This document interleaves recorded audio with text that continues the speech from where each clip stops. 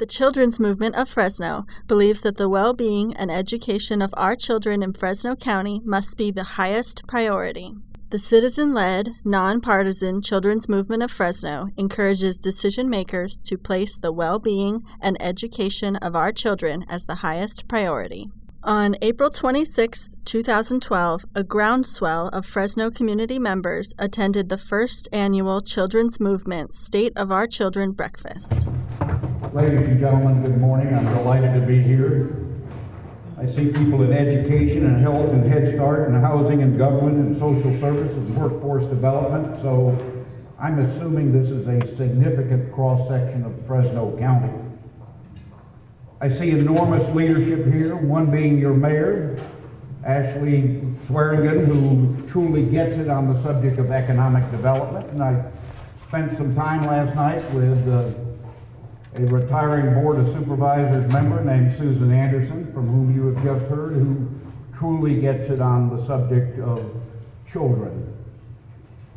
And I talked last night with Moria Kenny, who runs the Association of First Five for all of California, and I said, who is the best First Five commission leader, executive in the state of California? And she'll be appalled because she'll be in trouble that I said this elsewhere in California, but she named Kendra Rogers.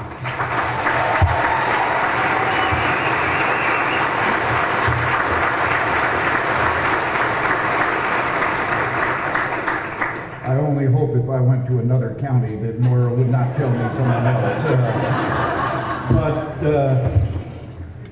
I'm taking her at her word, and indeed, I think Kendra is a stunningly good leader, and y'all are deeply blessed to have her, and she understands it on a lot of fronts. She understands it as a parent, one of whom has, if you'll permit me, a special need. We have 5 children, 2 of whom had special needs.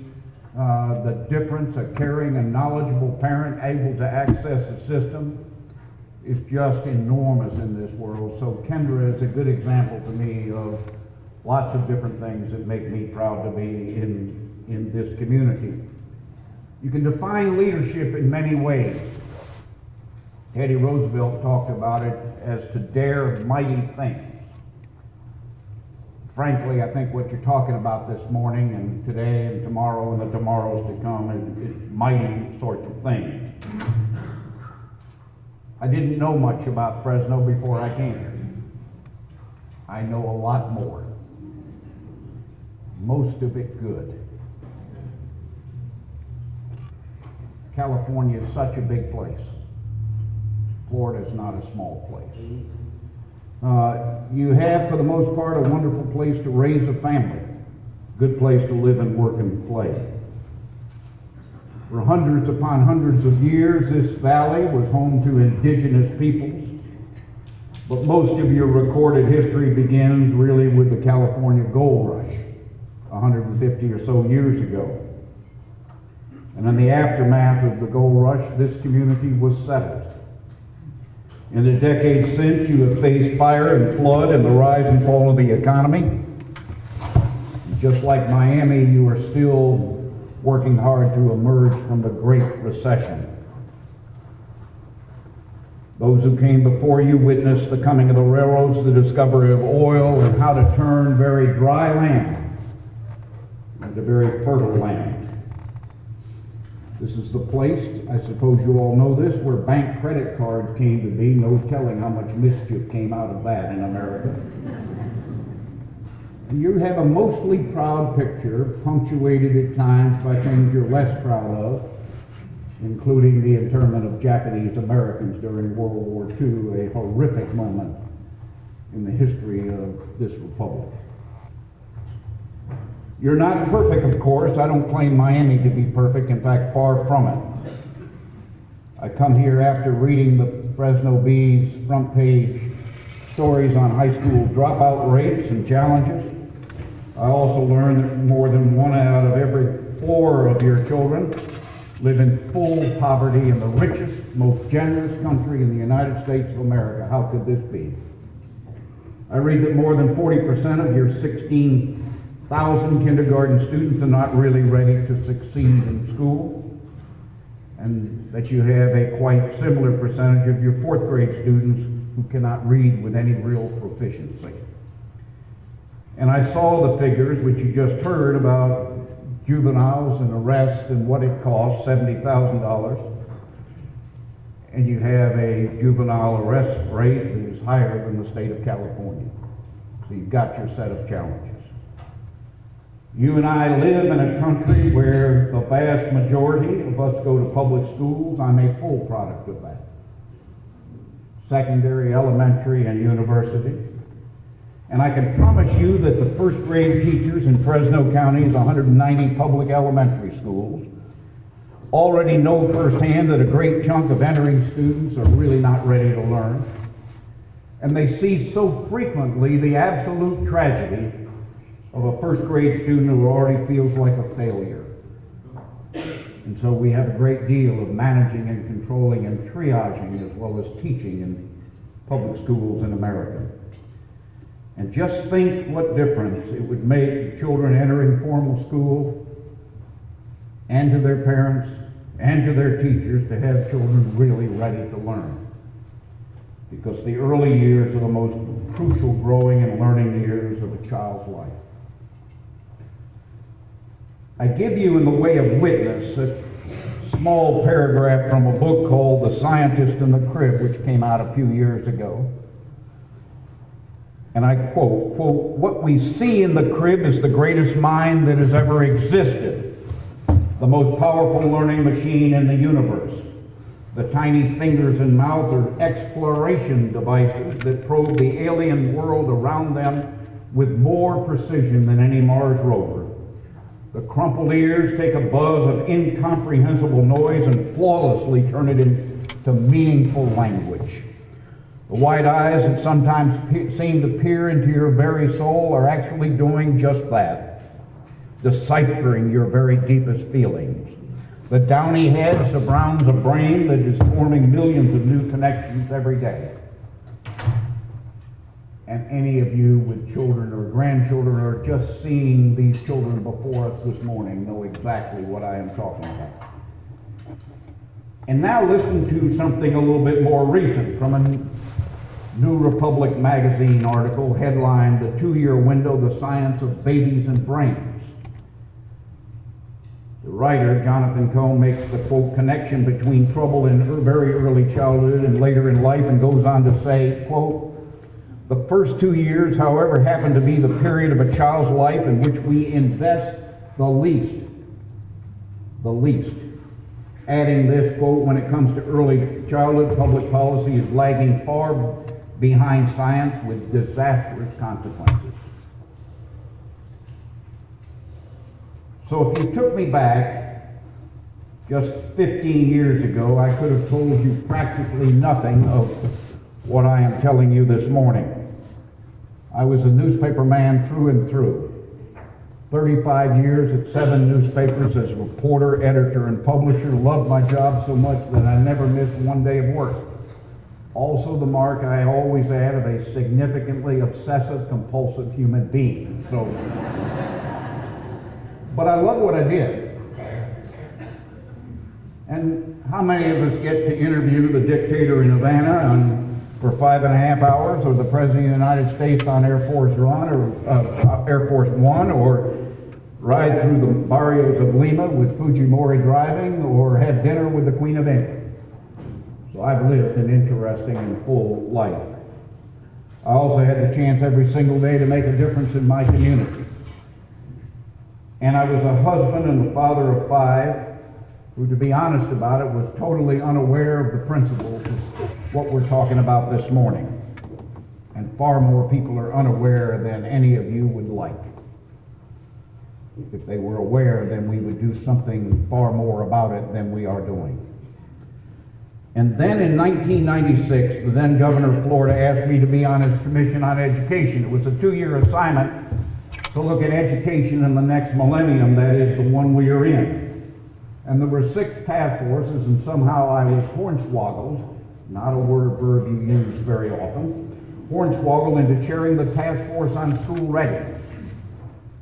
And what I learned was so profound that I decided to retire and work full-time in seeing how I might join you and others in helping children to have the best possible chance to succeed in school and in life.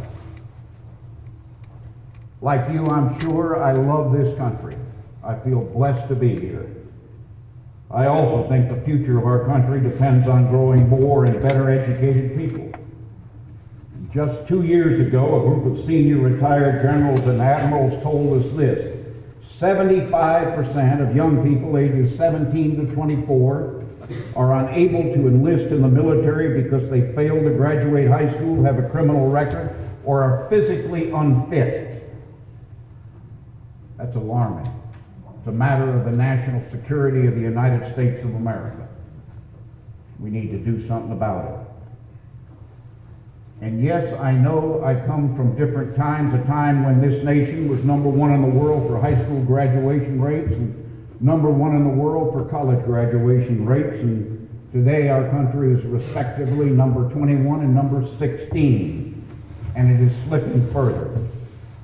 And how can this be? And then I read on the front page of the Wall Street Journal this very morning, would you do me a favor, Madam Mayor, and hand me the paper, which I forgot to bring? You're a public servant, right?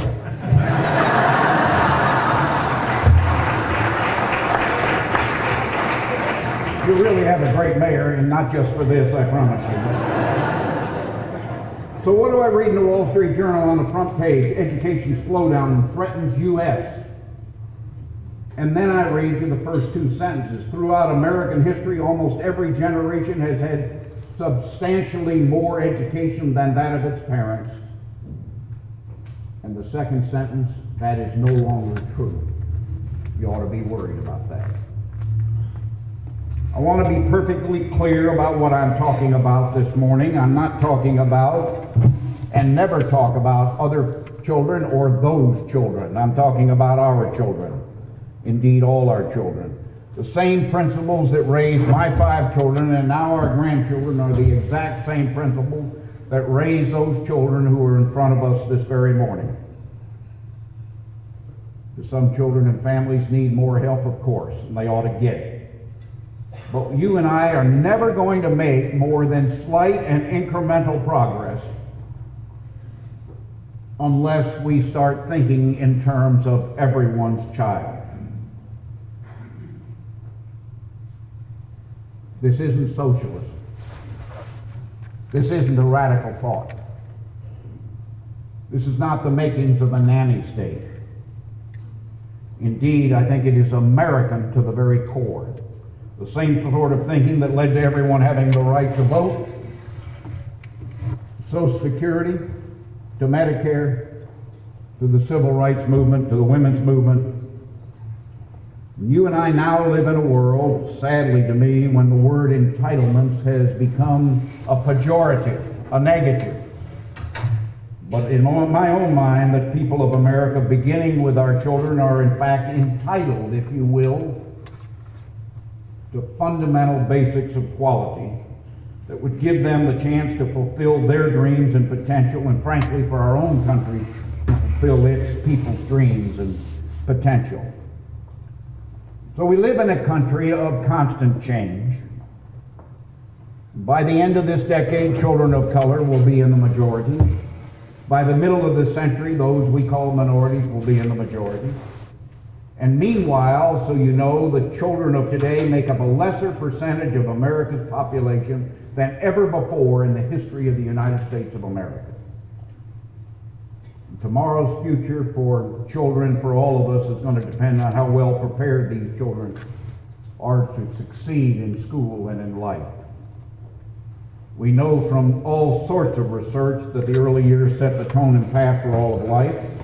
We know that a dollar used wisely, invested wisely up front, has a return of at least $7 that won't need to be spent on police and prosecution and prison, not to mention the billions that are spent on remedial education.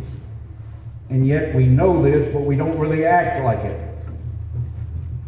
And if we would truly want for our own families and for everyone else as a community and country full of optimistic and contributing people, You and I simply have no way to hide from those who will grow up to do us and themselves enormous harm. So believing in all children, frankly, helps all of us. It makes sense, practical, economic, moral. It's in our best interest to be aware and caring about how everyone is doing. We want, I am sure, safe and secure neighborhoods, less crime, more people to grow up to own homes and cars, more people to share the basic costs of societal well-being. And if we want those things, then we ought to be aware of the quite extraordinary evidence of the power of early investment and the power to grow children who dream and have a real chance to achieve their dreams. In Miami and Florida, as you are in Fresno, we're trying to build a real movement. By very definition means all children and only works if we heed the lessons of history.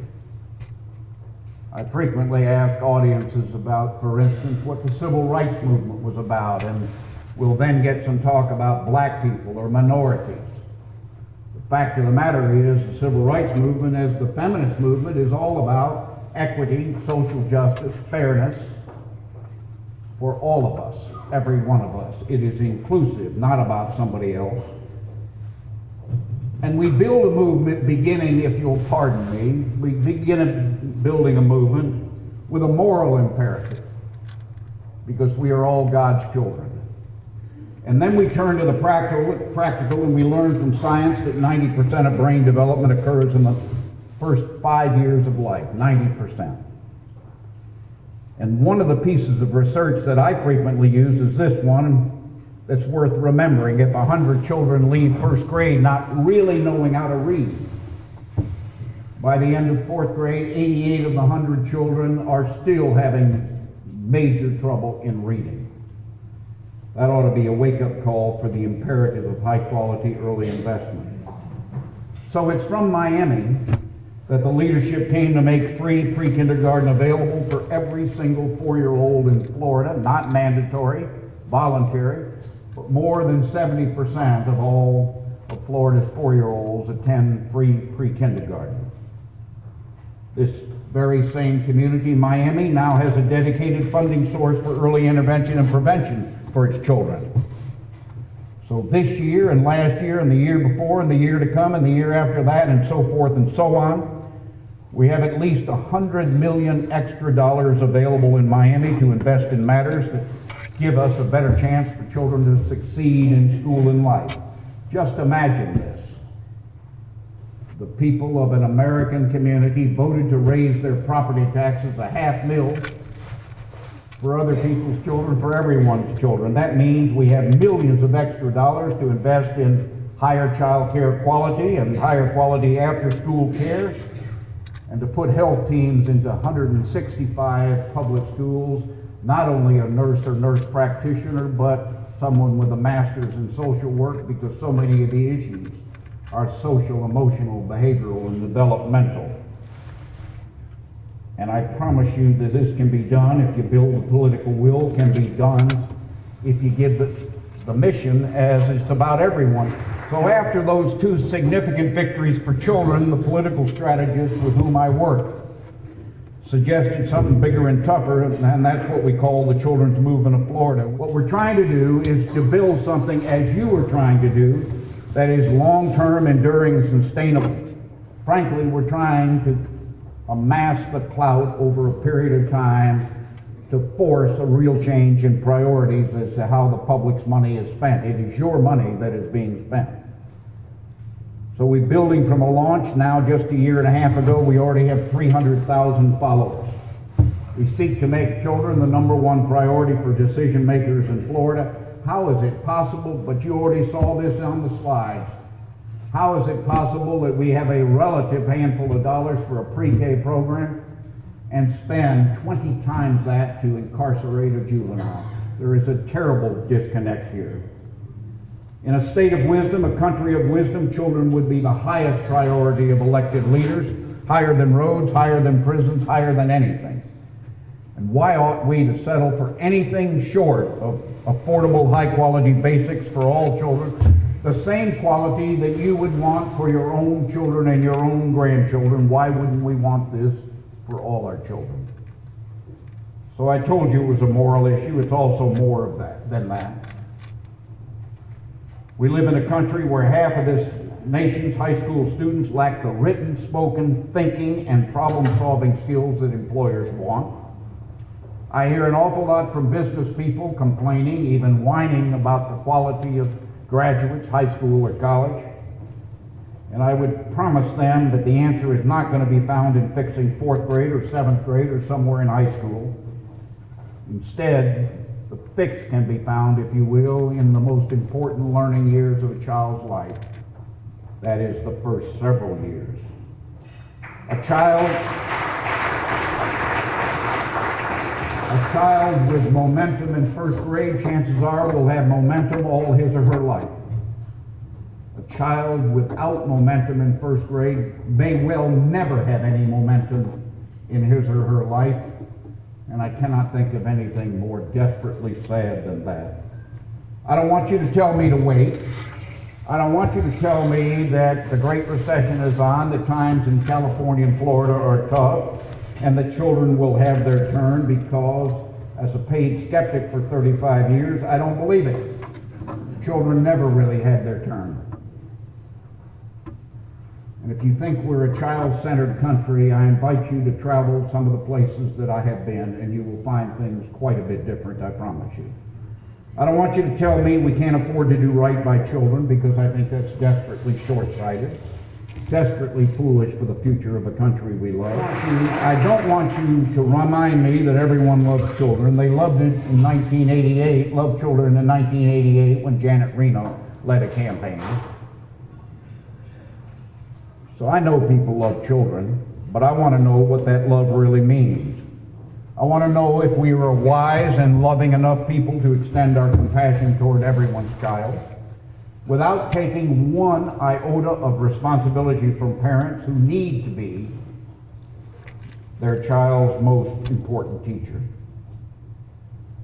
And it is up to you and me, frankly, to build the parental awareness so parents know what their children need to reach their highest potential. And it's up to you and me, and that's what your movement is all about, to build the public and political will to do this. I want you to know with humility that I am proud of what you are doing here in Fresno County. You started building a movement just a little bit more than a year ago. You're on your way to speaking with one powerful voice accompanied by a well-thought-out agenda. But you are only getting started, as I would say the same in Florida. And it is going to be up to you and to me and to so many others to propel a real children's movement. You heard the name Mr. Rogers earlier. My children grew up with Fred Rogers, and perhaps yours did as well. At one point some years ago, he said, quote, "Our goal as a nation must be to make sure that no child is denied the chance to grow in knowledge and character from the very first years." In Mr. Rogers' neighborhood, he added, every child is welcome into the world of learning, not just a few, not just ones from certain neighborhoods, but every child. And I give the penultimate words to Anne Frank, for me, one of the most poignant figures in history. How wonderful it is, she wrote in those Holocaust years, that nobody needs to wait a single moment before starting to improve the world. And that world, and our world, begins with children. I have the most enormous faith in your willingness to make a difference, the most enormous faith in your spirit of caring, the most enormous faith in your leadership. And I would hope that God would bless all the children and every one of us. Thank you very much.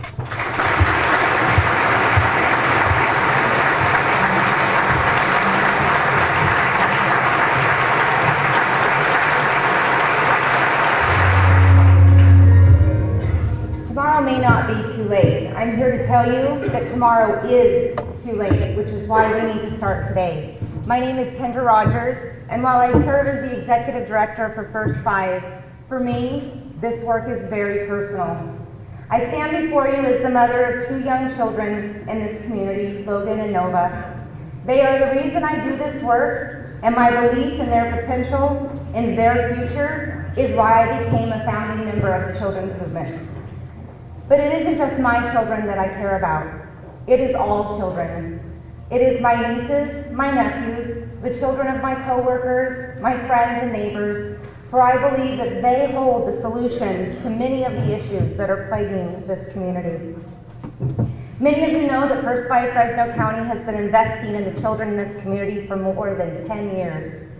Our public responsibility is early childhood development, and since 2001, we have invested more than $150 million in this community. The children who were 0 to 5 then when we began are now 12 to 17 years old. And after hearing what you've heard today, how do you think they are doing? As community leaders, this is what we know. While we have all tried to do our part, our children simply deserve better. Our community deserves better. I love my community. I was born and raised here in Fresno, and I believe in Fresno. And I want us to be economically successful. I want all of our residents to thrive. But without a priority for growing the next generation of productivity, Fresno has a deficit strategy, not a growth strategy. As you heard today, prioritizing our children moves us from always fighting to balance our budgets to putting more on our balance sheets. Investing in developing healthy, smart, and productive children is not only the right thing to do, it is a fiscally responsible way to reduce deficits and to create growth in the short and long term. As you heard today, it is undeniable that investing in children does yield a high return on investment. Making children a policy priority is the foundation for producing individuals who achieve more, need less government support, and contribute to growth in this community, not our deficits. We call some of our children children in need. In fact, as you heard today, 1 in 4 of our children live in poverty in this county. 1 in 4. But the reality is, we need these children. If they don't succeed, we don't succeed. And therefore, their future is absolutely our responsibility. Some of you are educators, researchers, CBO and business leaders, church pastors, and volunteers. In addition, most of you are parents, aunts, uncles, and grandparents. And it is in this capacity that we are asking you to join the Children's Movement of Fresno.